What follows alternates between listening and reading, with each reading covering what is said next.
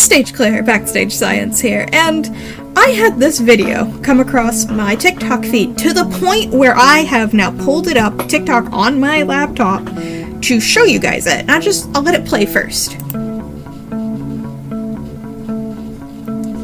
And people are trying to figure out how they went about getting the cape to stand up and then go back down. Let me just scoot it back here a little bit farther. I have two theories on how they went about doing this. First one, it's a little bit obvious, is that I think there's just a rod that goes from across here. Basically just kind of holding it up, and then it swings down. I've got actually... Oop, not this one here. Let me just make that big for you guys. Basically, what the whole thing is that there's a rod that goes down, and they can basically swing it up and back and forth, and it will attach less at the shoulder and probably more here at the back. If you've seen people who have collapsible wings in their cosplay, it's probably done in a very similar fashion if this is the way they've gone about it. It's a quick and easy trick that they can make the cape go up and go back down. And if you noticed, on the clip there, on this clip, let me just zoom back in for you, you can kind of tell that this side doesn't really move when it comes back down. All the flex in the cape is on this longer edge here. Watch. And there's the flex, but that one spot is a little bit more solid. The second way I can figure that they are probably doing this is the same way the Phantom of the Opera does it. In this scene here. And this is the scene where the Phantom disappears at the end. He sits on this chair, pulls the blanket over top of him, puts it here, and disappears behind the chair.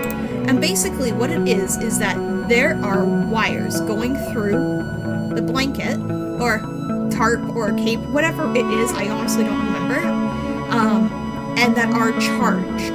When he puts it behind his head, give me 1 second, we can actually probably, there we go. They're right here. When they connect through, a charge goes through it that holds the cape to that particular shape. So, it allows him to disappear. When he does a whoosh, it's him disappearing into the back of the chair. So when she comes around and pulls it away, she disconnects the charge at the top here, and it goes limp, allowing him to disappear and leave only the mask behind, which he places on the chair as he disappears through the back of it. So, I imagine that if that cape is done, it's probably done in either this way or in this way. Honestly, without actually seeing the behind the scenes of the animatronics, which I have looked and I have not found, these are the two ways I can imagine it's done. But if, say you happen to work in animatronics and could tell me, that would be amazing, because I am genuinely curious about how they went about doing it.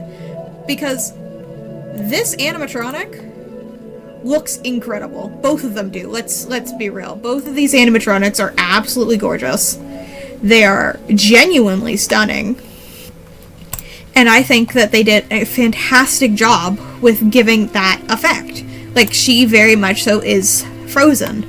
So, I know it's not pinned up anywhere, but there's a lot more heaviness on this side of that cape than there is down here. And you can very much so tell it with these lines right here.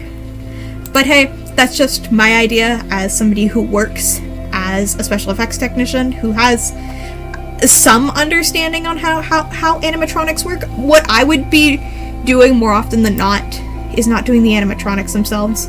I would be doing this projection mapping. That's part of what I was trained to do, is how to do projection mapping. I'm actually now relearning the software so I can re-put that back onto my resume. But yeah, I thought it was cool. I wanted to share, and I would love to hear what you guys think. So thanks for watching, and I hope to see you guys next time.